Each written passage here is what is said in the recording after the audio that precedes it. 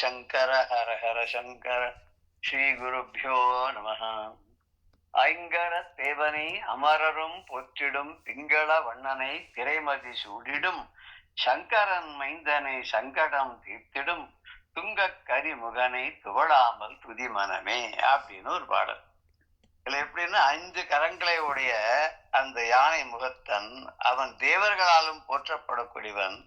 பிங்கள வர்ணம், அது ஒரு மாதிரி யானையினுடைய நிறம், அது கருப்புன்னு சொல்ல முடியாது, கிரேன்னு சொல்ல முடியாது, அது ஒரு வெள்ளை கலந்த கருப்பு.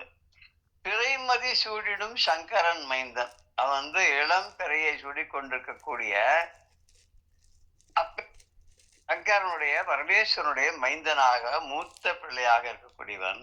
அவன் சங்கடம் தீர்த்திடும் துங்கக் கரிமுகன், எல்லாருடைய கஷ்டங்களை எல்லாம் தீர்க்கக்கூடிய சங்கடஹர சதுர்த்தியை கொண்டாடுறோம் இல்லையா, அது மாதிரி அந்த அப்படிப்பட்ட துங்கக் கரிமுகன் ரொம்ப தூய்மையான அழகான யானை முகத்தை உடையவனாக இருக்கிறான் இந்த விநாயக பெருமான்.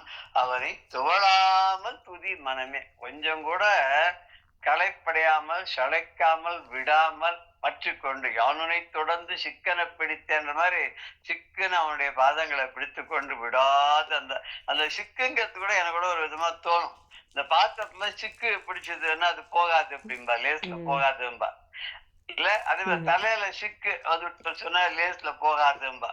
சோ அதுக்கு ஏதோ ஒரு மாதிரி அந்த ஒரு ஆயில் எல்லாம் தடவி அப்படி ஏதோ பண்ணி சரி பண்ணிப்பா இல்லையா.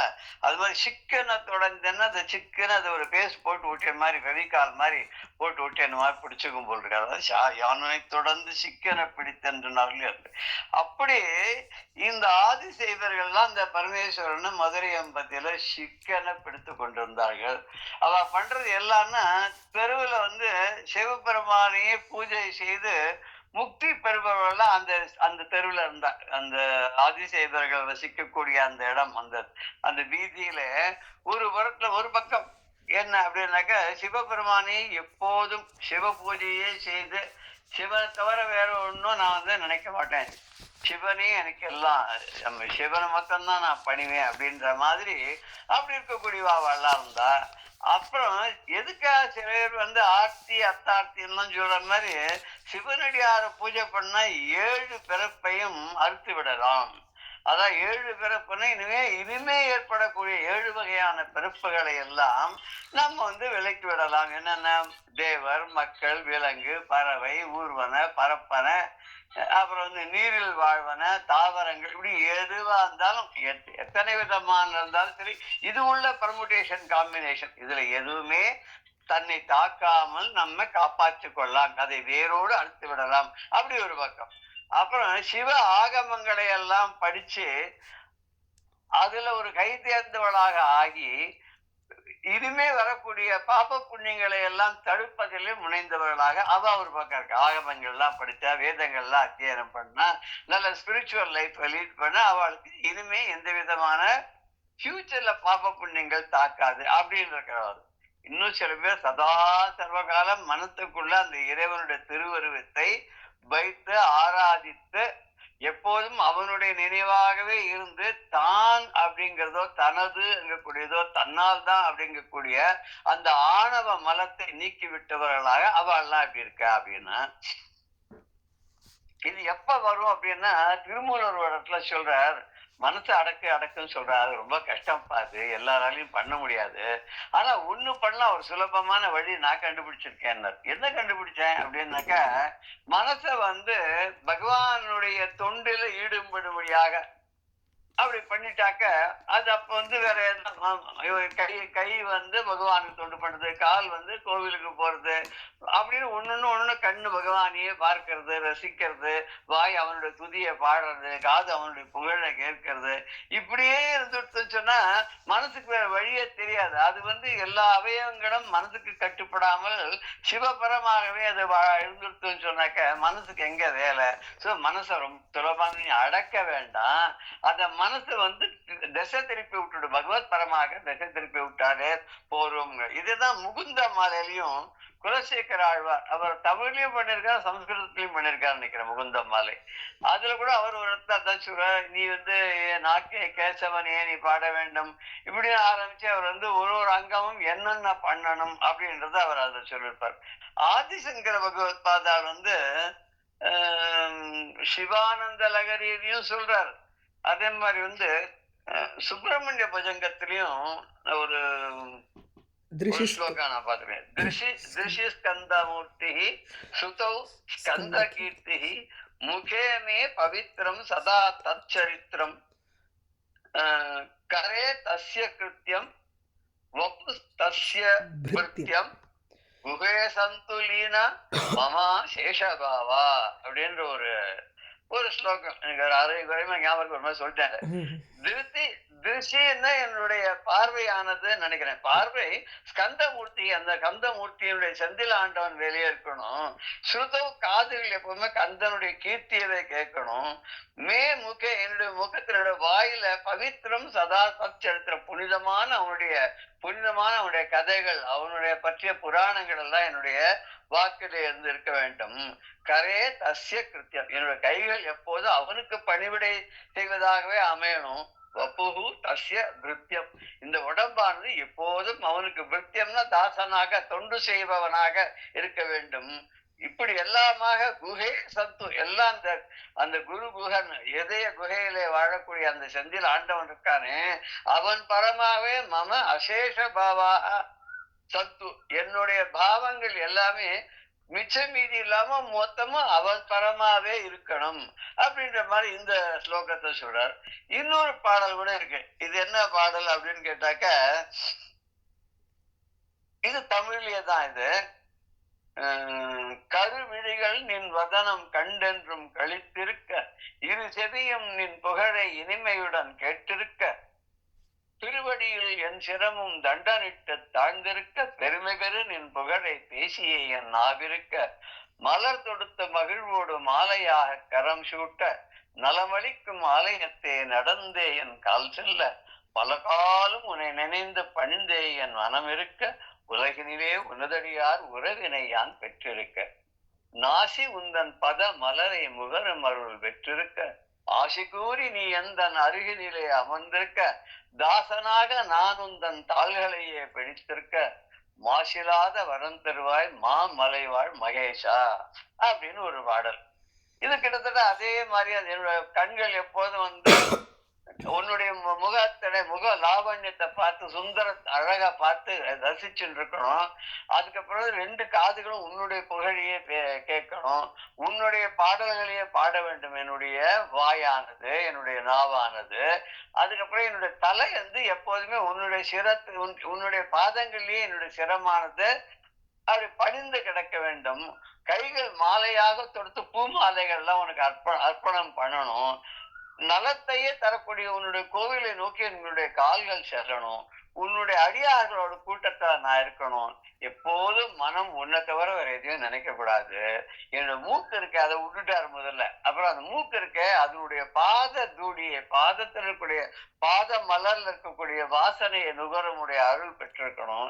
இதெல்லாம் கிடைக்கணும்னா என்ன பண்ணணும்னா, நீ ஆசி கூறி நீ எந்த அருகினிலே அமர்ந்திருக்க, எனக்கு நீ இப்படிப்பட்ட ஒரு ஆசீர்வாதத்தை ஒரு வேறொரு பண்ணி நீ என் பக்கத்துல அமர்ந்திருக்கணும்.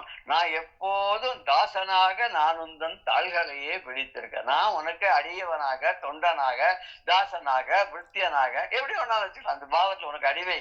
நான் யாமென்றும் உனக்கு அடிவோம், நம்ம யாமாக்கும் குடியல்லோம் நமனை அஞ்சோம் நரல்க. எப்ப முடியாது? பகவான் தன்னுடைய பக்கத்துல இருந்தாதான் முடியும். பகவானுக்கு அருகாமையில நாம் வந்தாதான் முடியும். அப்படி எப்படியும் எப்போதும் என்னாலும் உன்னுடைய திருவடைகளையே நான் பற்றி கொண்டு இருக்க வேண்டும். இப்படிப்பட்ட ஒரு வரமானது மாசில்லாத வரம், தவறில்லாத குற்றம் குறையில்லாத கலவில்லாத இந்த ஒரு வரத்தை நீ எனக்கு தரணும். மாமலைவாழ் மகேஷா, மாமலையில கைலாய மலையிலே வாழக்கூடிய, உரையக்கூடிய, வீற்றிருக்கக்கூடிய, களிநடம் புரியக்கூடிய கைலாச வாசா, நீ எனக்கு இந்த அருளை பண்ணணும் அப்படின்னு. அதேதான் இந்த 179வது திருவிளையாடல் புராணம் பாடலுக்கு ஒரு கிட்டத்தட்ட எல்லாமே இதே மாதிரியே பெரியவாள்லாம் சொல்லிட்டு வந்திருக்கான்றத நம்ம அப்படியே பார்த்தோம். சிவானந்த இலையில கூட அதே மாதிரி ஒரு ஸ்லோகம் ஆதிசங்கர் பண்ணியிருக்கிறதா எனக்கு ஒரு ஞாபகம். எப்போ இதே மீனிங் வர மாதிரி இருக்கிறதா ஞாபகம். அது அவர் ஒரு சமயத்துல இன்னொரு சமயத்துல அதை நம்ம பார்க்கலாம். இகம் பரம் ரெண்டுக்கும் நல்லது நடக்கணும். அதான் யுகத்திலேருந்து விடுபட்டு பரத்துக்கு போறதுதான் முக்தின்னு சொல்றோம் இல்லையா? அதான் இனி பிறவாத ஒரு நிலையை அடைவது முக்தி அப்படின்னு. அன்பர்கள்லாம் இங்க யாருன்னா சிவனடியார்கள்லாம். அந்த சிவனடியார்கள்லாம் எப்படி இருக்கான்றத அடுத்த பாடல்ல சொல்ல போறார். 180வது பாடல்.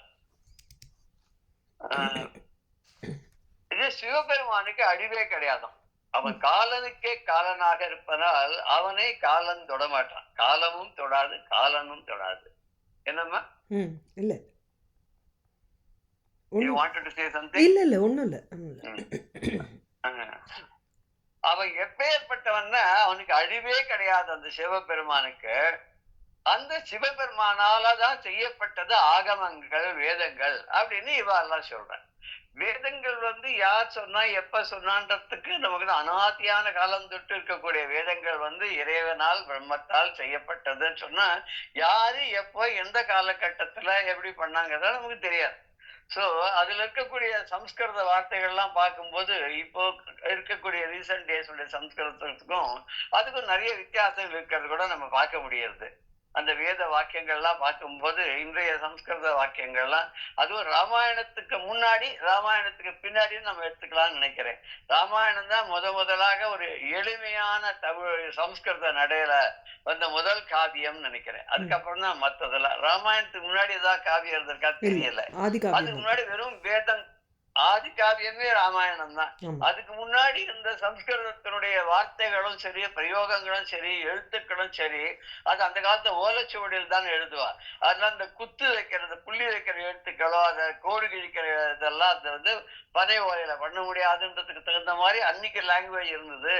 பிற்காலத்துல அதெல்லாம் மாறுதல் உட்பட்டு இன்னைக்கு இருக்கக்கூடிய ஒரு அந்த மொழியுடைய வரி வடிவமா இருக்கு அப்படிங்கறத நம்ம பார்க்கிறோம். இப்பேற்பட்ட கிரந்தங்களை எல்லாம் சிவனடியார்கள் என்ன சொல்றோம், சிவனே பண்ணது. அந்த பரமேஸ்வரனால் அருளி செய்யப்பட்ட ஆகமங்கள் இருக்க அது லட்சம் கிரந்தங்களுக்கு மேலையாது. அதை எல்லாத்தையும் இவ ஆராய்ந்து அதுல இருந்து என்ன பண்ணான்னா அதுல உள்ள நல்ல பெருமைகளை எல்லாம் எடுத்துக்கிறான், விதி விலக்குகள் எல்லாம் ஒதுக்கிட்டு அதை நல்லா ஆராய்ச்சி பண்ணி நல்லா உணர்ந்து, எதுக்கு உணர்ந்து எதிர்வாதம் பண்ண வேண்டிய நிலைமை வந்ததுன்னு சொன்னா அவளை சுலபமான முறையில அவளை ஜெயிக்கணும் அப்படின்றதுக்கும் நம்முடைய சித்தாந்தத்தை நிலைநாட்டணுங்கிறதுக்காக அப்படி அவ ரொம்ப ஈடுபாடோட அதை கற்று உணர்ந்தவளாக இருக்கிறார்கள். இவர்கள் இன்னும் என்ன பண்றான்னா இவாளை நம்பி வந்த சிஷ்யாலாம் இருக்கா இல்லையா, அவள் சிஷ்யாலாம் கூட தன்னுடைய பிள்ளைகளுக்கு ஒப்பாதான் அந்த காலத்துல குருகுலத்துல பார்த்திருந்தா.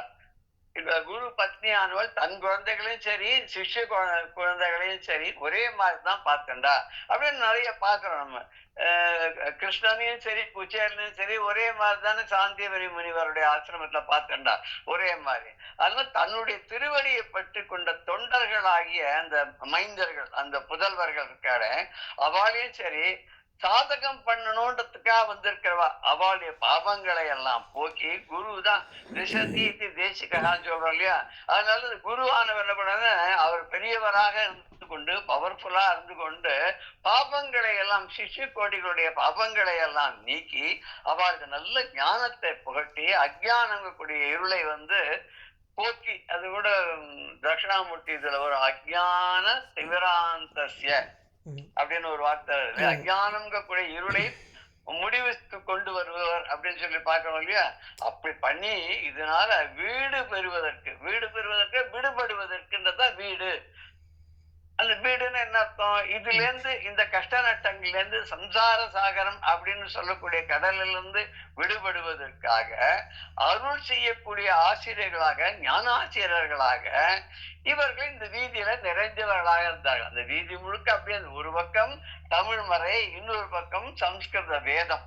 இந்த ரெண்டிலையும் கற்று உணர்ந்த கைதேர்ந்த பெரிய ஆச்சாரியர்கள்லாம் அங்க சிவாச்சாரியர்களாக இருந்தாலும் சரி, வேத சாஸ்திர நிபுணர்களான வேதாந்தத்துல பெரிய பண்டிதர்களா இருக்கிறவங்க நிறைஞ்சு இருந்தா அப்படி அந்த ஊர் செழிப்போட ஓகோவோ அப்படின்னு இருந்தது அப்படிங்கறத பாக்குறோம். அங்க வறுமைங்கிறதே கிடையாது. அது பகவான் அந்த ஊர்ல வறுமையே கிடையாது. ஏன் வறுமை கிடையாதுன்னு அம்பாளே ஆட்சி பண்ணா இல்லையோ, அன்னபூர்ணேஸ்வரி இல்லையா, வரவேஸ்வரனுக்கே அவ தானம் பண்ணவளாச்சே. அதனால அவ அரசாண்ட இடம்ங்கிறத, அதனாலதான் எனக்கு ஒரு சமயம் தோணும் என்ன அப்படின்னாக்க, பரமேஸ்வரன் ஏன் சுந்தரேஸ்வரனாக மதுரை எம்பதியை தேர்ந்தெடுத்தார், அங்க ஆட்சியும் பண்ணார். அதோடு மட்டும் இல்லாத 64 திருவிளையாடல்களை ஏன் மதுரையில தான் பண்ணார்? அவர் வடநாட்டுல கைலாயத்துல மலை மேல எங்கேயோ உச்சியில இருக்கக்கூடியவர், அங்க திரு நடனம் புரியக்கூடியவர், சிவ கணங்களோட இருக்கக்கூடியவர்கள். முக்தி பெறுபவர் கூட சிவலோக பிராப்தி அடைந்தான்னு சொல்றவங்க கூட எங்க போறாருன்னா அந்த சிவனுடைய திருவடியை நோக்கி சென்று கைலாயத்துலதான் சங்கமம் ஆகிறார்கள் சொல்லும் போது, அவர் அங்கே ஏதாவது ஒரு காசி இல்லையா, அதுக்கு மேல அயோத்தியா இல்லையா, இன்னும் எத்தனையோ ஊர் அங்க இருக்க, அந்த ஊர்ல எங்கேயாவது திருவிளையாடல் எல்லாம் பண்ணிருக்கப்படாதா? இதுக்காக இந்த மதுரை எம்பதியில அங்கேயிருந்து ஓடி 2500 கிலோமீட்டர் தாண்டி இங்க ஆடணும் பாடணும். அதோட 5 விதமான சபைகள் ஏற்படுத்தி, ரத்ன சபை, தங்க ஸ்வர்ண சபை, அப்புறம் ரஜத சபை, அப்புறம் இன்னும் என்ன தாமிர சபை, அப்புறம் சித்திர சபை, இப்படிலாம் வேற. இதெல்லாம் எதுக்கு அப்படின்ற போது எனக்கு ஒண்ணே தோணுச்சு, ஏன் அப்படின்னு. ஏன்னா இமயமலையில பார்வதியை கல்யாணம் பண்ணிட்டார். அப்ப எல்லா கூட்டமும் ரிஷிகளும் தேவர்களும் எல்லாரும் அங்க சேர்ந்த உடனே அந்த பக்கம் கீழே தாழ்ந்து போக ஆரம்பிச்சு கன்னியாகுமரி சைடு மேல எடுத்து பாரம் தாங்காத அந்த பக்கம் இறங்கும், இந்த பக்கம் தெற்பக்கம் மேல போச்சு. அப்ப அவர் என்ன பண்ணாருன்னா, பரமேஸ்வரன் அகஸ்திய மகிழ்ச்சி ரொம்ப குள்ளமான வெறுவுக்குள்ள எல்லாரும் பார்த்து சிரிக்கக்கூடிய மாதிரி வடிவத்தை உடையவராயிருந்த அவரை கூப்பிட்டு, நீர் என்ன பண்றீங்கன்னா தென்குமரியில போய் அங்க இரும், அப்பதான் இந்த பூமி சமன் ஆகணும். இத்தனை பேர் இங்க இருக்க, இவளை விட்டு என்ன போய் அங்க இருந்து சொல்லல, நான் இவ்வளவு குள்ளமான ஒரு கட்ட வரல் சைஸ்க்கு இருக்கக்கூடிய நான் போய் அங்க எப்படி நீங்க போய் இருங்கோ, உங்க மகிமை உனக்கு தெரியாது, அது உலகத்துக்கு தெரியும், அங்க போய் நீங்க இருங்கோன்னு. உடனே அவர் கேட்டாராம், சுவாமி உங்களுடைய திருக்கல்யாணத்தை பார்க்கறதுக்கு இத்தனை பேர் பாக்கியம் பண்ணி புண்ணியசாலிகளா இங்க இருக்கும் போது, புண்ணியம் செய்தனவே மதமே புது பூங்கோலை கண்ணியும் செய்ய கணவரும் கூடினம் காரணத்தால் நன்னி இங்கே தம் அடியார் நடுவிற்க பண்ணி அப்படின்னு அடியார் நடுவிற்க பண்ணி நீங்க அவளுக்கு இந்த கல்யாண காட்சியை காமிக்கிறீல, என்ன மாத்திரம் நான் என்ன பாவத்தை பண்ணேன், என்ன போய் அங்க போகிறேன், நான் கல்யாணத்தை பார்க்க வேண்டாமான்னு. அதுக்கு என்ன சொல்றாங்க, கவலையே படாத, ஒன்ஸ் மோர், இன்னொரு வாட்டி கல்யாணம் பண்ண உனக்கு நான் காமிக்கிறேன். இது அப்பவே அவர் பண்ணிட்டாரு போல் இருக்கு. எப்படி அப்படின்னு, நீங்க போங்க, நீங்க மதுரை தாண்டி கன்னியாகுமரியில போய் இருங்க, நான் உமக்காக இன்னொரு கல்யாணம் பண்ணிக்கிறேன். அந்த வார்த்தையை காப்பாற்றுறதுக்காக அம்பாளை மீனாட்சியாக வர வச்சு அங்க ராஜகுமாரியாக இருந்து நாட்டை ஆளக்கூடிய ராணியாகவும் செஞ்சு அவ ஆசையத்து ஹிமாச்சலம் படையெடுத்து எல்லாரையும் வெற்றி கொண்டு கடைசியில அந்த சுந்தர மூர்த்தியான சிவபெருமானுடைய அழகலை மயங்கி தான் நாணத்துடன் தலையை குனிந்த போது அவளுடைய அழகில மயங்கிய சிவபெருமானும் தன்னை அவளிடம் இழந்து 2 பேரும் 2 அல்ல 1, அதான் அத்வைத்தம் முதல்ல ஆரம்பிச்சது அங்கதான். 2 அல்ல 1ங்கிறது என்ன, சக்தியும் சிவமும் ஒன்று. இது கூட நம்ம கேட்டுக்கோங்க, அரியும் சிவனும் ஒன்று, அறியாதவன் வாயில் மண்ணு அப்படின்னு. அது என்ன அர்த்தம் அப்படின்னு நான் ஒருத்தர் கேட்டேன். எனக்கு ஒரு பெரியவர் சொன்னார், அரியும் சிவனும் ஒண்ணு, புரியுது இல்லையான்னு. ஆமா, அரியனாலும் அதனாலும் ஒரே காரியத்தை தான் செய்யறவா, நம்முடைய பாபங்களை எல்லாம் ஹரதி அதனால அப்படின்னு வச்சுக்கலாம். அதோட சங்கர் நாயனார் கோவில்ங்கிறது இந்த திருநெல்வேலி டிஸ்ட்ரிக்ட்ல ஒரு இடம், அங்க அவர் யாருக்காகவும் அது மாதிரி தானே சிவனாகவும் விஷ்ணுவாகவும் ஒரே பத்தில காட்சி தந்தாலாம் கேட்டிருக்கோன்னு. அறியாதவன் வாயில் மண்ணுன்னு எதுக்கு சொன்னா, அவர் சொன்ன பைத்தியக்காரனா, பழமொழி இப்படியா இருக்கும் அப்படின்னு கேட்டார். தெரியல சுவாமி, நானும் இந்த யோஜனை பண்ணியிருந்தா இருக்கேன், யாரை கேட்கறதுன்னு, நீ சொல்லுமே. அவர் உடனே சொன்ன, அரி என்னும் யாதவன் வாயில் மண்ணா. அவன் பலராமன் போய் சொல்ற, அம்மா பாருமா இவன் மண்ணெல்லாம் தின்னுருக்கான்னு. யசோதை அங்கேருந்து ஓடி அப்படி கையில ஒரு குச்சியை வச்சுன்னு அவனை மிரட்டான். அது தமிழர நிலையில இருந்துட்டு அப்படியே கண்ணில் நீர் மல்க, நான் மண்ணெல்லாம் சாப்பிடல அப்படின்றது. நீ மண்ணை சாப்பிட்டியா இல்லையான்னு நான் சொல்றேன், நீ வாயை தர அப்படின்னு அவன் வாயை திறக்கிறான். கண்ணன் தந்த அரி என்று சொல்லக்கூடிய யாதவன், யாதவ குலத்திலே பிறந்த அந்த அரி இருக்கானே, அவனுடைய வாயிலே மண்ணு, அவன் வாய்க்குள்ள மண்ணுன்னு தான் 14 லோகமும் அவன் வாய்க்குள்ள தெரிஞ்சது. அதான் அரி என்னும் யாதவன் வாயிலே மண்ணு. இது என்ன ஆயிடுச்சுன்னு அது இன்னும் புரியாம, இந்த கல்ல கண்டா நாய காணும், நாய கண்டா கல்ல காணும்ன்ற மாதிரி திருமூருடைய திரு மந்திரத்தையே நம்ம மாத்திட்டோம் இல்லையா. நாயாய் கண்டால் கல்லை காணும், நாயா பார்த்தோன்னா அங்க கல்லு தெரியாது, நாய் தான் தெரியும். கல்லாய் கண்டால் நாயை காணும். இது கல்லுன்னு பார்த்தா அங்க நாய் இருக்காது, நாயை பார்த்தா கல் இருக்காது. அதற்கு மாற்றிட்டோம். கல்லு கையில இருந்தா நாய் சாப்பிட மாட்டேங்கிறது, நாய் இருந்தா கல் சாப்பிட மாட்டேங்கிறது அடிக்கிறதுக்கு. தப்பா அது மாதிரி எல்லா பழமொழிகளும் காலக்கிரமேண அது சிதைஞ்சு போயிடுது. அதேதான் இங்க அரி என்னும் யாதவன், அறியாதவன்கிற அரி ஆதவன். அந்த யாதவனுடைய வாயில யசோதைக்கு 14 உலகங்களையும் காட்டினான் அந்த மண்ணுல அப்படின்னு அந்த இது நமக்கு தெரியுது இல்லையா? அப்படி இது ஒரு ஞானத்தை அடையக்கூடியதாக, அந்த பேரறிவாளனாக எல்லாம் பரமேஸ்வரன் அப்படின்ற மாதிரி அரியும் சிவனும் ஒன்று. அதனால இங்க இந்த மதுரையும் பத்தியில சிவனே ஆட்சி பண்றார். நம்ம என்ன எதுக்கு வந்தோம், பாயிண்ட் வந்தோம்னா, ஏன் 64 திருவிளையாடல்கள்ல மதுரையில பண்ணான்றதுக்கு தான் ஆட்சி பண்ண இடம், அந்த இடத்துல எப்போதுமே அவர் இங்கு அங்கெல்லாம் போனவர். அப்புறம் இரவுல மாறு வேஷம் போட்டு கூட போய் ஊர்ல ஜனங்கள்லாம் எப்படி இருக்கா என்ன எதுன்னு பாக்கிறதுக்கு நான் போயிருப்பேன் இல்லையா? அதனால பழக்கப்பட்ட இடம் மதுரை. அந்த பழக்கப்பட்ட இடத்துல திருவிளையாடல் பண்றது ரொம்ப ஈஸி. என்ன தெரு தெருவா எல்லாம் சார், அந்த காலத்துல என் கால் படாத இடமே கிடையாது சார் இந்த ஏரியா முழுக்க அப்படின்னு பெருமையா சொல்லிக்கிறோம் இல்லையா? நாம கூட என்ன சார் 80 வயசு ஆச்சு? இல்ல சார், நான் 70 வருஷமா சென்னையில இருக்கேன் இல்லையா? சென்னையில அக்கு வேறு ஆணி வேற கேளுங்க, நான் சொல்றேன் சார். இப்ப இருக்கிற ஒரு தெருவுக்கும் முன்ன என்ன பேரு, இப்ப என்ன பேரு, எப்படி எல்லாமே நான் சொல்றேன் அப்படிங்கிறார். எப்படி பழைய இடமா? அம்பாளுக்கு கூட இது பழைய இடம்னு அவர் என்ன சொல்றாரு அப்படின்னு அபிராமிப்பட்ட ஒரு பாட்டுல வருந்தா வகை என் மனத்தாமரையில் புகுந்து இருந்தாலும் அவ கட்டமே படாத இந்த அம்பாளானவள் என்னுடைய மனசுங்க கூடிய தாமரை, ஹிருதய தாமரையில புகுந்து இருந்தாள் போல. அங்க விட்டு எங்கேயும் போகாத, அங்கேயே பர்மனண்டா இருந்துட்டாலாம். எப்படின்னா பழைய இருப்பிடமாக. இது என்ன, ஏற்கனவே பழக்கப்பட்ட இடம் மாதிரி. இப்ப கல்யாணம் பண்ணி பொண்ணை புக்காத்து அமிச்சிட்டா, திடீர்னு ஒரு நாள் அங்கேருந்து வந்த உடனே ஆத்துக்காரோட வராரு, அவர் மாமனாரோட ஆத்துக்காரர் பேசிட்டு இருக்காரு. இவன் என்ன பண்றா, குடு குடு குடுன்னு ரூம்ல அங்கே எங்க அப்படி இப்படி போய் உடனே அம்மா என்ன பார்த்து, நான் அண்ணன் பக்கம் போனோன்னு எல்லாத்தையும் மாத்தி வச்சுட்டியே அப்படிங்கிற சுவார்த்தம் தெரியத்தோட தான் பழகின வீட்டுக்குள்ள அங்க எங்க மூல முடுக்கெல்லாம் போய் அது அங்க இருந்ததே இது இங்க இருந்ததே எல்லாத்தையும் மாத்திட்டு இல்லைன்னு கேட்கிறா இல்லையா? பொண்ணு கேட்கறா. அது மாதிரி எப்படி அந்த பொண்ணானவள், ஆனா அந்த பொண்ணு அங்கேயே இருந்தா அவளுக்கு மரியாதை கிடையாது. அவ உடனே ஆத்துக்காரோட திரும்பி கிளம்பி புக்காத்துக்கு போனாதான் மரியாதை இல்லையா? அவளுக்கு பழைய இடமாக எல்லாம் அது பெருமை கிடையாது. அது புது இடத்துல புகுந்த இடம் தான் அவனுக்கு பெருமை உடையது.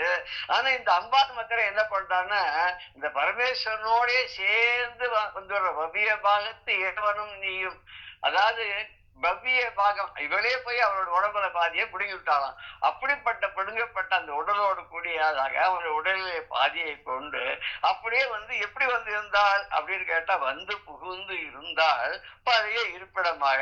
இதனால என்ன லாபம் அப்படின்னு, இனி எனக்கு பொருந்தாதது ஒரு பொருள் இல்லை.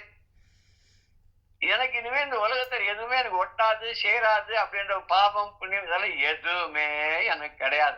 எப்ப அவளே என்னோட ஹிருதயத்துல உட்காந்துட்டாளோ, இனிமே எனக்கு ஒரு கணமும் ஒரு பொழுதும் ஒரு நாளும் எனக்கு எல்லாமே நல்லதுதான், நன்மையதான் அவளை. ஏன்னா எனக்கு தெரியாது, நன்றே வருகணும் தீதே விளைகணும், நான் அறிவது ஒன்றேயும் இல்லை இல்லையா? எனக்கு நல்லது வருதோ கெட்டது வருதோ எதுவுமே எனக்கு தெரியாது. எல்லாம் அன்றே உனதென்று அழித்து விட்டேன். நான் பண்றது நல்ல செயலோ கெட்ட செயலோ எது பண்ணாலும் நீதான் ஆதிகாரணி பரிபூரணி. அதனால உனக்கு தெரியாது எதுவும் கிடையாது. உன்னுடைய ஒரு கண்ட்ரோல்ல தான் எல்லாம் நடக்கிறதுனால எல்லாம் உன் சித்தம், உன்னுடைய சித்தப்படி எல்லாம் நடக்குதுன்னா நான் கவலைப்படணுங்கிற எனக்கு அவசியமே இல்லை அப்படின்னு இந்த மாதிரி வீடு பெறுவதற்காக இப்படி சம்சார வாழ்க்கையிலிருந்து வீடு பெற்று அந்த ஞானாசிரியர்கள் தன்னுடைய சிஷ்ய கோடிகளையும் தயார் பண்ணக்கூடியவர்களாக இந்த மதுரை மாநகர் இருந்தது. அப்படி பழக்கமான இடமான தான் அரசாண்ட பூமிங்கிறதுனால சிவபெருமானும் அந்த ஊர்ல 64 திருவிளையாடல்களையும் பண்ணினார் அப்படிங்கிறதாக நம்ம எடுத்துக்கலாம் அப்படின்னு மனசுல படுது. இந்த பாடல் இப்ப பார்க்கலாம். அழிவிலான் உரை ஆகமம் இலக்கம் ஆய்ந்து அவற்றுள் விழுமியதாகிய விதியனும் விளக்கிடனும் அடியை தழுவு தொண்டர்கள் மைந்தர்கள் சாதகர் பாசம் கழுவி வீடு அருள் போதக காட்சியர் பலரால். இது படிக்கிறேன். இது இந்த பாட்டு ஈஸியா தான் புரியுற மாதிரி இருக்கும். அழிவிலான் உரை ஆகமம் இலக்கமாய் அவற்றுள் விழுவியதாகிய விதியினும் விளக்கினும் அடியை தழுவு தொண்டர்கள் மைந்தர்கள் சாதகர் பாசம் கழுவி வீடு அருள் போதக காட்சியர் பலரா அப்படின்னா. அழிவிலான்னு அழிவே இல்லாதவன், அவருக்கு என்னன்னைக்கு அழிவே கிடையாது. அந்த பழைய காலத்துல கூட அவர் நடனம் ஆடுறார், அப்ப அம்பாலும் கூட இருக்கா அப்படின்றத நமக்கு பார்க்க போறாங்க. இங்க லக்கம் அப்படின்னு லட்சம், அதுதான் இலக்கம் அப்படின்னு. லக்கம்னா லட்சம், அது சம்ஸ்கிருத இருக்கிறதுனால அதை ஒதுக்கி இருக்கா. அப்புறம் விதியினும் விளக்கினும், விதின்னு இப்படிதான் அப்படின்னு நிர்ணயிக்கப்பட்டிருக்கக்கூடிய ஒரு கொள்கை சித்தாந்தம். விளக்கினும் இதெல்லாம் கூடாது இதெல்லாம் கூடாது, நேர்த்தி நேர்த்தி நேர்த்தின்னு விளக்கப்பட்டிருக்கு. இது விளக்கினும் விளக்கப்பட்டது. அப்புறம் மைந்தர் அப்படின்னா அப்பா வழியிலேயே பிள்ளை போறா இல்லையா, அப்படியே அப்பா செஞ்சதே பிள்ளை எல்லாம் செய்யற, தந்தை வழியிலேயே அப்படியே இருக்கா இல்லையா. அதனால அவ செய்யக்கூடிய காரியங்களை தொடர்ந்து அடுத்த தலைமுறையில் செய்யறதுனால அவளுக்கு மைந்தர்னு பேரு. வெளியிலேருந்து அந்த அந்த வழியில பின்பற்றினாலும் அவளையும் மைந்தர்களுக்கு சமமாக அந்த ஆசிரியர்கள் பார்த்தார்கள். அதனால மைந்தர்னு தொழில் செய்முறை அதை பின்பற்றி வாழ்பவர்கள் அப்படின்னு அர்த்தம். சாதகர்கள் அப்படின்னா யோக வழியில சாதனை புரியணும் அப்படின்னு நினைக்கிறார். இதான் சாதகம். அவருக்கு சித்தி ஆயிடுச்சுன்னு சொல்றோம் இல்லையா, சித்தி ஆயிடுச்சுன்னு கைவசம் விட்டது அப்படின்னு சொல்ற. போதக காட்சியர்னு போதகம் அப்படின்னு சொல்லி கொடுக்கறது, மற்றவர்களுக்கு அறிவை ஊட்டுதல், அதான் போதகர்கள்.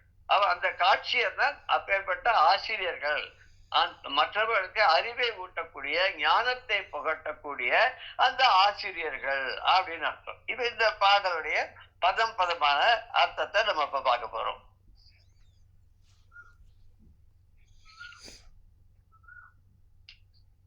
அழிவு இலான் உரை, அழிவே இல்லாத நிரந்தரமாக நித்திய நிரந்தரனாக இருக்கக்கூடிய அந்த சிவபெருமான் அவன் அருளி செய்த ஆகமம், ஆகமங்கள். ஆகமம் அப்படின்றது நம்ம பார்த்தோம், அந்த ஆலயங்கள், ஆலய வழிபாடு, ஆலய நிர்மாணம், ஆலயத்தினுடைய பராமரிப்பு, அப்புறம் ஆலயனுடைய பூஜை புனஸ்காரங்கள், யாகங்கள், யஜ்யங்கள், ஹோமங்கள், இதெல்லாம் வழிவகுத்து தரக்கூடியவை ஆகமங்கள். இலக்கம் 5, அதுல ஆயிரக்கணக்கில் 100,000 லட்சம் இல்லையா. இலக்கம்னா லட்சம் அப்படின்னா இங்க அப்படி லட்சக்கணக்கான கிரந்தங்கள்லாம் இருக்கு. இதெல்லாம் அக்கு வேறு ஆணி வேறா படித்து கற்று ஆராய்ந்து அதை உணர்ந்து அவற்றுள் விழுமியதாகிய விதியினும் விளக்கணும். அவற்றினுள்ளே விழுமிய அப்படின்னாக்க உயர்ந்ததாக இருக்கக்கூடிய, சிறந்ததாக இருக்கக்கூடிய, சிறப்பை அளிக்கக்கூடியதாக இருக்கக்கூடிய, என்றென்றும் பொருந்தக்கூடியதாக இருக்கக்கூடிய விதியா உயர்ந்த விதிகள், விதியினும் விளக்கணும். அதாவது அவற்றுள்ள என்னென்னலாம் விதித்திருக்கிறார்களோ, நிர்ணயம் பண்ணியிருக்கிறார்களோ, வகுத்து கொடுத்திருக்கிறார்களோ அதையும், எதெல்லாம் தள்ள வேண்டும் என்று விளக்க வேண்டும், இதெல்லாம் ஒவ்வாதது, காலத்துக்கு ஒவ்வாதது அப்படின்னு எதெல்லாம் விளக்கணும்னு சொல்றோம் அதையும் விளக்கி அடியை தழுவு. அடியைன்னு திருவடியைன்னு அர்த்தம். திருவடியைன்னு பெருமானுடைய, சிவபெருமானுடைய அடி திருவடியை. இந்த அடின்றது கூட ஒரு பழமொழி இருக்கு, அதையும் நம்ம மாத்திட்டோம். அடி உதவாது அண்ணன் தம்பி, அடி உதவுவது போல் அண்ணன் தம்பி உதவார் அப்படின்னு. அது அடி உதவுற மாதிரி அண்ணன் தம்பி உதவ மாட்டார் அப்படின்னா எல்லாரும் அடிச்சாதான் அவ தருவா, அப்படி இல்லையா. அடி உதவுற மாதிரி இந்த எம்பெருமானுடைய திருவடி உதவுற மாதிரி அண்ணன் தம்பி கூட உதவ மாட்டாளாம். இதுக்கு நம்ம கதை எங்க பார்க்கலாம்னாக்க, அந்த திருவடியே சரணம் அப்படின்னு அடைஞ்சான் யாரு, விபீஷணன்.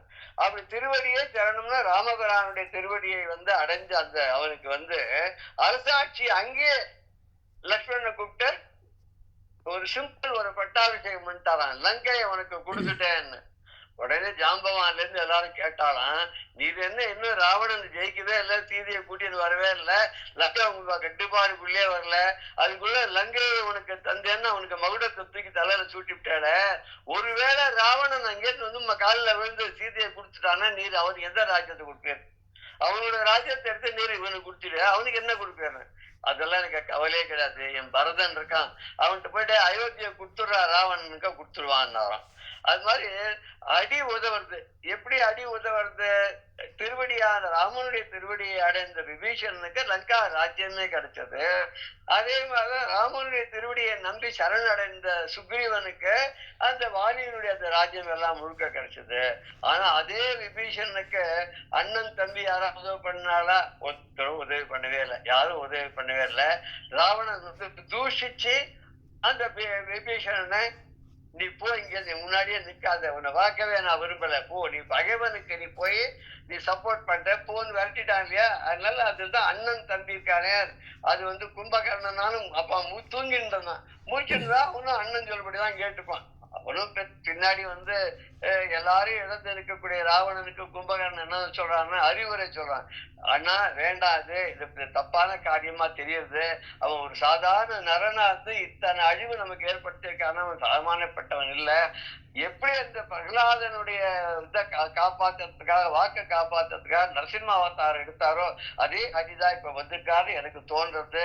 நம்ம 2 பேருக்குமே அழிவுதான் அப்படின்னு புத்தி சொல்றான். சீதையை கொண்டு விட்டுடுன்னு அவன் கேட்கறான், மரியாதையா போறியா இல்ல ஒன்ன ஒரு வழி பண்ணிட்டோமான்னு.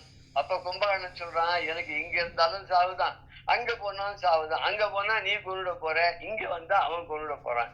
எப்படி இருந்தாலும் சாவுதான், பரவாயில்ல, உன் விதி தலையில என்ன எழுதிருக்கோ அதுபடி நடக்கட்டும்னு அவன் வந்து கும்பகர்ணன் சண்டைக்கு போயிட்டான்னு சொல்லுவான். அவன் சண்டை போடும்போது கூட நான் ஏதோ ஒரு கவி சொல்லி நான் பார்த்திருக்கேன். ஒரு காலை வந்து அரக்கரை சைட்லயும் இன்னொரு காலை வந்து வானர்கள் சைட்லயும் வச்சுட்டு ஆகாசத்துக்கு பூமியும் நின்று சண்டை போட்டானான். அவன் கால் அடியில பட்டு பல ராட்சசர்களும் சரி பல குரங்குகளும் சரி இறந்து போய் விட்டானே அப்படின்னு கூட சொல்லுவாங்க. இங்க அடி உதவுற மாதிரி அண்ணன் தம்பி உதவாதுன்னா இது வந்து ராமபிரானுடைய திருவடி உதவின மாதிரி ராவணன் கும்பகர்ணன் கூடிய அண்ணன்லாம் உதவ மாட்டார்கள் அப்படின்னு நம்ம எடுத்துக்கணும். இங்க அப்படிப்பட்ட ஒரு பகவான் இருக்கானே, இந்த பகவான் வந்து இவருடைய குற்றம் குறைகளை எல்லாம் நீக்கி இந்த சாதகர்களுக்கு அவருடைய வினைகளை எல்லாம் கழுவி, பாசம் அப்படின்னு சொன்னா என்னன்னா ஒட்டுதல்னு அர்த்தம், சுற்றி கொள்ளுதல். பாசம் அது 2 அர்த்தம் உண்டு. பாசம்னா அதுல விருப்பம்னு அர்த்தம், இன்னொன்னு பாசம்னா பற்றுதல் அப்படின்னு அர்த்தம்.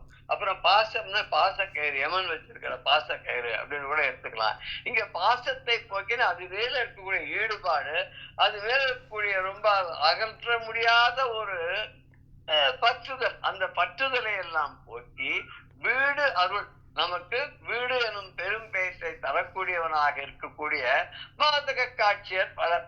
அந்த போதக காட்சியர் பலர் அந்த மெய் உணர்வுக்காக பாடுபடக்கூடிய, அதை தன்னுடைய சிஷ்ய கொடிகளுக்கும் தரக்கூடிய அந்த ஞானாசிரியர்கள்லாம் இருக்காள, அவெல்லாம் அங்க இருக்கா. அந்த தெருல நிறைய பேர் இருக்கா. இந்த ஞானாசிரியர்களுடைய ஒரே குறிக்கோள் என்ன அப்படின்னு சொன்னா, அந்த ஆகமங்களை செய்த அந்த பரமேஸ்வரனை வழிபட்டு அந்த ஆகமங்களிலே உழைக்கப்பட்டுள்ள நல்லது கெட்டதெல்லாம் ஆராய்ந்து அறிந்து எதையெல்லாம் ஏற்றுக்கொள்ள வேண்டுமோ எதையெல்லாம் விளக்க வேண்டுமோ அதை அவ்வாறே செய்து தன்னை சரணடைந்த தன்னுடைய சிஷ்ய கோடிகளுக்கு எல்லாம் எல்லா விதமான அறிவையும் புகட்டி அவர்களுக்கு ஞானத்தை உண்டு பண்ணி அவர்களுக்கு இந்த இகத்தில் இருக்கக்கூடிய ஆசைகளை எல்லாம் பற்றுகளை எல்லாம் அப்பு போகும்படியாக செய்து அவர்கள் வீடு பெற, விடுதலை பெறுவதற்காக, முக்தி அடைவதற்கான வழியை சொல்லிக் கொடுப்பவர்களாக, காட்டி கொடுப்பவர்களாக அவர்கள் ஞானாசிரியர்களாக இருக்கிறார்கள்.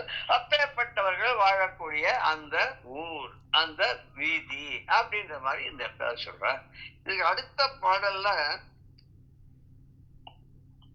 கிட்டத்தட்ட அதே பாணியில எல்லாம் வந்துட்டே இருக்குது. 180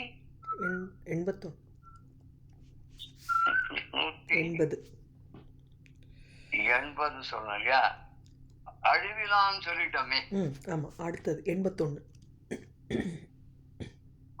மறைகள் ஆகமம் பொது சிறப்பு என சிவன் வகுத்து முறையில் ஓதிய விதி விலக்கு உரைகளும் முடிவில் அறையும் வீடும் 1, 2 எனும் பிணக்கு அற அமைந்த குறைவிலா சிவயோகியர் குழாங்களும் பலவால் அப்படின்னு. இதுல இன்னும் வேற யாரு இருக்கான்னு, சிவபக்திய சிவஞானத்தை புகட்டக்கூடிய ஆசிரியர்கள் இருக்கக்கூடிய இடம் அப்படின்னு சொல்லிட்டு கூடவே என்ன சொல்றாருன்னா, வேதங்களை எல்லாம் பொதுவாகவும் வேதங்களை எல்லாரும் கத்துக்கிறா. ஆனா இந்த ஆகமங்கிறது சிறப்பானது. ஒரு குறிப்பிட்ட ஒரு கலையை சார்ந்ததாக இருக்கக்கூடியதாகிய அந்த ஆகமங்களையும் சிறப்பாக, ரொம்ப சிறப்பா கத்துக்கிறா. அதாவது நம்ம கூட பார்க்கலாம், சிலது இது எல்லா சப்ஜெக்டும் படிப்பா, கூடவே சிறப்பாக ஒரு சப்ஜெக்ட் படிப்பா இல்லையா? உண்டு இல்லையா அந்த மாதிரி? ஸ்பெஷல் ஆமா ஆமா, ஸ்பெஷல் சப்ஜெக்ட்ஸ், ஆப்ஷனல் சப்ஜெக்ட்ஸ் சொல்லி ஸ்பெஷல் சப்ஜெக்ட்ஸ். அது மாதிரி இப்ப ஜெனரல் சப்ஜெக்ட்ஸ் வேதத்தை அந்த காலத்துல இருந்திருக்கு. வேதத்தை பொதுவா படிக்கிறா, படிச்சுட்டு அதனுடைய ஆகமங்களை எல்லாம் சிறப்பா ஸ்பெஷல் ஆக்ஷன் படிக்கிறா. சில பேர் தான் நம்ம காமர்ஸ் படிக்கிறேன்பா, ஸ்பெஷல் சப்ஜெக்ட்ஸ் என்ன ஆடிட் அண்ட் அக்கௌண்டிங் அப்படின்பா, பேங்கிங் அப்படின்பா, கம்பெனி இல்லாம ஏதோ ஒரு சப்ஜெக்ட பிற்காலத்துல மேல் படிப்பு படிக்கிறதுக்கு எந்த சப்ஜெக்ட் அவ கான்சென்ட்ரேட் பண்ண போறாளோ அந்த சப்ஜெக்ட இப்ப ஸ்பெஷலாக எடுத்துட்டு அதுல ஒரு உள்ள நுழையறாவா. அதை பத்தி ஒரு கொஞ்சமாவது தெரிஞ்சுக்கணும் அப்படின்றதுக்காக அங்க போச்சு. அது ஒரு பெரிய ஆச்சரியமான சப்ஜெக்டா இல்லாத இருக்கிறதுக்காக போறா இல்லையா? அது மாதிரி வேதங்களை பொதுவா படிச்சுட்டு ஆகமங்களை சிறப்பாக கற்றுக்கொண்டு சிவபெருமான் வகுத்து அருளிய முறை, சிவபெருமான் இப்படிதான் அப்படின்னு சொல்லி சில நியமங்கள் எல்லாம் அவர் வகுத்து கொடுத்திருக்காரு, இப்படிதான் அப்படின்னு சொல்லிட்டு அந்த முறையை அப்படியே கத்துண்டு அதுல கூறி இருக்கக்கூடிய விதி விலக்கு வாக்கியங்களை கத்துண்டு, இதுக்கு இதெல்லாம் எக்ஸப்ஷன்ஸ், விதி விலக்கு, விதிக்கு உட்படாதது அப்படி இதெல்லாமும் கத்துண்டு அதை ஓதி உணர்ந்து கடைசியில் இது எல்லாத்தையும் படிச்சு அதோட அல்டிமேட் எய்ம் என்ன அப்படின்னு சொல்லி பார்த்தா முக்தியை அடையிறது, வீடு பெற. இந்த ஆன்மாவும் இறைவனும் ஒன்று அப்படின்னு ஒரு அத்வைத சித்தாந்தத்துல ஊறி கடைசியில அதோட ஐக்கியமாகுது, ரெண்டும் ஒண்ணுதான் அப்படிங்கறத ப்ரூவ் பண்ணுது. அந்த ரெண்டும் ஒண்ணுதான் எப்ப ப்ரூவ் பண்ணோம்னா, ஒண்ணு பழப்பழப்பழன்னு இருக்கக்கூடிய ரத்தனமாகவும் இன்னொன்னு கீழே குப்பையில புதிஞ்சு போய் அப்புறம் தேடி நம்ம எடுத்தோன்னு மேல அழுக்கோட இருக்கிறது. ஆனா ரெண்டுமே ரத்தனம் தாங்கிற போது அதுதான் இதுன்னு எப்படி நம்ம ப்ரூவ் பண்ணணும் அப்படின்னா, இதை சுத்தம் பண்ணி கிளீன் பண்ணி வச்சு பார்த்தா ரெண்டும் ஒண்ணுதான். அது அந்த குப்பையில விழுந்து விட்டதுனால அதெல்லாம் ஒட்டின்றதுனால அப்படி ஆச்சு. அந்த கல்மஷங்கள்லாம் போனோன்னு அதே தான் இது அப்படின்னு சொல்ற மாதிரிக்கு அதையும் தெரிந்து கொண்டு ஒன்று ரெண்டுன்னு சொல்லக்கூடிய இந்த பேதங்களை எல்லாம் கலைந்து இதையெல்லாம் விடுபட்டு இதுக்கு மேல வெளியில இதுல கூட பிணக்குன்னா வேற்றுமைகள், பிணக்கு அப்படின்னு சொன்னா ஒரு ஒவ்வாமை, ஒத்துக்கொள்ளாது இருக்கிறது, அதாவது கான்ட்ராடிக்ஷன் அப்படின்னு இங்கிலீஷ் சொல்ல மாட்டேங்குது. அப்படி அத்வைத்தமா இருக்கக்கூடிய அந்த பரம்பொருளை தெரிந்து கொண்டு இவங்க அந்த சிவ யோகியர்கள்லாம் இருக்கால அந்த நிலைக்கு போறதுக்காக முயற்சி பண்ணிட்டு இருக்க அவெல்லாம் ஒரு பக்கம் இருக்கான்னு. எப்பேற்பட்ட பூமியாக அந்த காலத்துல இருக்கு. பாரத நாடு பழம்பெரும் நாடு, நீரதன் புதல்வர் நினைவகற்றாதீர் அப்படின்னு சுப்பிரமணிய பாரதியார் சொன்னார் இல்லையா? இது பெருமை வாய்ந்த பாரத நாடு, பகவானே ஆட்சி பண்ண தென்னகம், அம்பாலே ஆட்சி பண்ண மதுரை அம்பதி, அப்பப்பா எத்தனை ஸ்தலங்கள், எத்தனை புண்ணிய கஷேத்திரங்கள் இல்லையா? இத்தனை புண்ணிய கஷேத்திரங்கள், இத்தனை தெய்வங்கள், நமக்கு எவ்வளவு சாய்ஸ். ஒரே மதம் தான், அதோட வழிபாட்டுக்கு இப்ப ஒரே இடத்துக்கு தான் போகணும், 4-5 பேரா சேர்ந்து போற, ஒருத்தர் நான் இந்த தெருல வரேன் நீ அந்த தெருல வா அப்படின்னு ஒருத்தர் சொல்லிட்டு கடைசியில போய் எல்லாரும் சேரக்கூடிய இடம் ஒரே இடமா இருக்கு இல்லையா? அப்படி ஒரே இடத்துல போய் சேர மாதிரி இது எல்லாம் எல்லா விதமான மதங்களும் கடைசியில குட்டும் தறி குறிக்கும் சமயம் சொல்வது ஆறும் ஒன்று. எல்லா 6 விதமான சமயங்களை கோட்பாடுகளை எல்லாம் ஆதிசங்கர் பண்ணாரு. இது எல்லாம் ஒண்ணுதான், ஒரே இடத்த தான் சேருது, ஒரே பரம்பொருளை தான் சொல்றது அப்படிங்கிற மாதிரி. இங்க என்னன்னு பார்த்தாக்க ஒரு அப்பேற்பட்ட அழிவே இல்லாத அந்த பரமன் இருக்கானே, அவன் பண்ணினது, அவன் பண்ண வேதங்களானாலும் சரி ஆகமங்களானாலும் சரி இதை பொதுவாகவும் ஒரு ஆப்ஷனல் சப்ஜெக்டாகவும் எடுத்து படித்து கொண்டு அந்த சிவபெருமான் வகுத்த வழியிலே அவன் சொல்லிக் கொடுத்த முறையிலேயே அவற்றை எல்லாம் உணர்ந்து அதுல விதி விலக்கான வாக்கியங்களை எல்லாம் கூட அறிந்து கொண்டு கடைசியில என்னன்னா ஒன்றல்ல இரண்டுன்னு சொல்ற வாதமும் இரண்டல்ல ஒன்றுதான் சொல்ற வாதத்தையும் இவ கடைசியில் நன்றாக புரிந்து கொண்டு அதுல இருந்து விடுபட்டு வெளியில வந்து கடைசியில எல்லாமா இருக்கிறது அந்த ஒரு பரம்பொருள் தான், அத்வைத்தமாக இருக்கக்கூடிய அந்த ஒரு பரம்பொருள் தான் அப்படின்னு சொல்லி அந்த குறைபாடு இல்லாத அந்த சிவ யோகியர்கள்லாம் எப்படி இந்த சித்தாந்தத்தை வந்து நிலைநாட்டுகிறார்களோ அவர்கள் எல்லாம் நிறைந்திருக்கக்கூடிய அந்த வீதி அப்படிங்கிற முடிவு இல் அறையும் அப்படின்னாக்க முடிவிலே கூறும். அதாவது முடிவில் எப்படி எடுத்துக்கலாம், முடிவு இல்லாத அப்படின்னு எடுத்துக்கலாம். அந்த வேதத்தின் முடிவுல அந்த முடிவுல சொல்லக்கூடியதான வேதத்தினுடைய முடிவுதான் உபநிஷதங்கள் சொல்றோம் இல்லையா, அந்த உபநிஷதங்கள்ல சொல்லக்கூடிய அத்தனையும் கத்துக்கிறா. பிணக்கு அற அப்படின்னு சொன்னாக்க வேதம் அற வாதம் அற ஒன்றுக்கொன்று முரண்பாடுகள் இல்லாமல் அவற்றை எல்லாம் நீக்கி அமைந்த அப்படின்னு அப்படி அமைந்த அத ஏகமேவ அத்விதீயம் அப்படின்னு சொல்ற மாதிரி இந்த ஒன்றுதான் அப்படிங்கிறதை உணர்த்தக்கூடிய சிவயோகியர்கள் இருக்கும் வீதியாகவும் அது இருந்தது அப்படிங்கிறத நம்ம இந்த பாடல்ல பார்க்கிறோம். இதனுடைய பதார்த்தத்தை இப்ப நம்ம பார்க்கலாம்.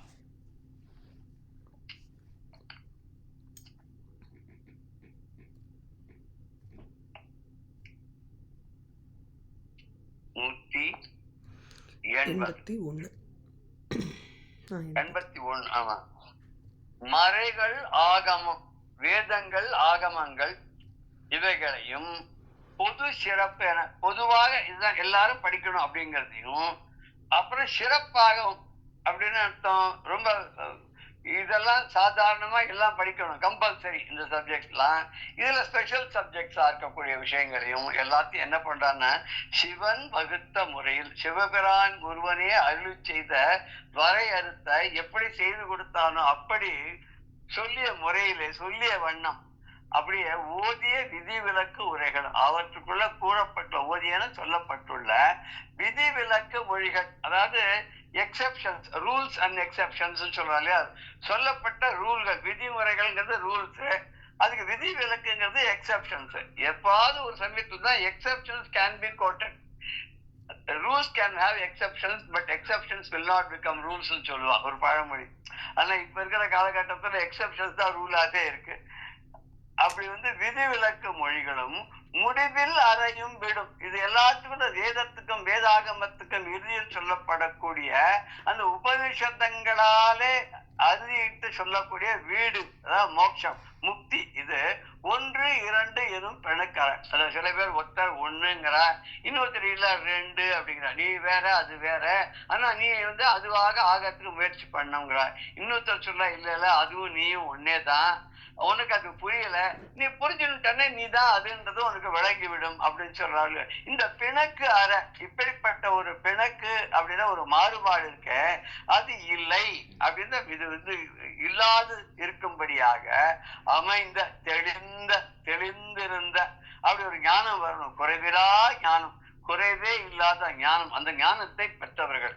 இவர்கள்லாம் எந்த விதமான ஞானத்தை அடைந்தார்கள்? 2 அல்ல 1 தான் அப்படிங்கக்கூடிய ஞானத்தை தன்னுடைய ஆராய்ச்சியாலையும் தான் கற்று உணர்ந்த கல்வியினாலையும் இவர்கள் தேர்ச்சி பெற்றவர்களாக ஆனார்கள். இப்பேற்பட்ட சிவ யோகியர்கள் குழாங்கள் கூட்டத்தோடு வசிக்கக்கூடிய சிவயோகியர்கள் இருக்கக்கூடிய அதிகமாக வாழக்கூடிய வேதியர்களும் சிவ யோகியர்களும் வாழக்கூடிய அந்த வீதி என்ன வீதி? ஆதிசைவர் வீதி, மறையவர் வீதி. இந்த 2 வீதிகளும் சிறந்த கல்வியாளர்களை கொண்டதாக இருந்தது. அங்க வேதம் ஓதக்கூடிய மறையவர் வீதியில குழந்தைகள்லாம் வந்து வேதம் படிச்சு வேதத்தை கற்றுணர்ந்து உபநிஷதங்களை எல்லாம் படித்து அதுக்கு மேல அவ வந்து வீடு பெறுவதற்காக முக்தி அடைவதற்கான வழியை ஆச்சாரியர் மூலமா கற்றுக்கொண்டு அப்படி வந்து வாழ்க்கையில புகுந்து வர அப்படின்றத அங்க பாக்குறோம். ஆதிசைவர் வீதியில எப்படி இருக்கா அப்படின்னாக்க இந்த சிவ யோகியர்கள்லாம் சிவபெருமான் வகுத்து கொடுத்த அந்த ஆகமங்களையும் சாஸ்திரங்களையும் உபநிஷதங்களையும் கற்று அவர் வகுத்து கொடுத்த அருளை செய்த உரைகளை எல்லாம் தனக்கு கைவசப்படுத்திக் கொண்டு அவற்றின் முடிவிலே கூறப்பட்டுள்ள விஷயங்களை எல்லாம் நன்றாக புரிந்து கொண்டு ஒன்றுக்கொன்று பேதம் இல்லாமல் ஒன்றுக்கொன்று முரண்பாடுகள் இல்லாமல் அவைகளை ஆராய்ந்து அறிந்து கொண்டு ஒன்றே ஒன்றுதான் கடைசியில, அது என்ன? அந்த பரம்பொருள் ஒன்றுதான், 2 அல்ல, ஜீவாத்மாவும் பரமாத்மாவும் ஒன்றுதான் அப்படிங்கக்கூடிய அத்வைத்த நிலையை அடையக்கூடிய சிவ யோகியர்கள் எல்லாம் வாழ்ந்த அந்த வீதி. இப்பேற்பட்ட பெருமையுடைய அந்த வீதி, அந்த வீதிக்கு உள்ளக்குள்ள நம்ம என்ன பார்க்க போறோம்னா, அடுத்தது ஒரு வீதி வீதியா பார்த்துட்டு வந்தோம். கடைசியில சென்டர் பாயிண்ட் என்ன அப்படின்னா அந்த மதுரை மீனாட்சியினுடைய கோவில். அந்த திருக்கோவிலுடைய பெருமைகளையும் அமைப்புகள்லாம் பத்தி அடுத்த பாடல்ல சொல்ல போற. நம்ம மேற்கொண்டு அடுத்த செஷன்ல பார்க்கலாம். ராம் ராம், ஜெய ஜெய சங்கர, ஹர ஹர சங்கர, ஸ்ரீ குருப்யோ நமஹ.